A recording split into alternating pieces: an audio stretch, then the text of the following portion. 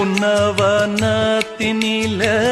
பெடக்குயில் கூவையில உன்னுடைய வேதனைய நான் அறிஞ்சேன்.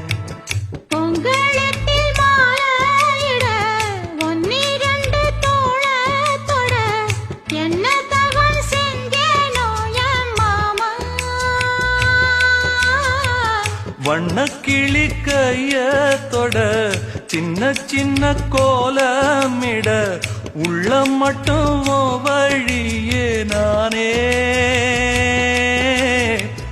உள்ள மட்டும் வழியே நானே.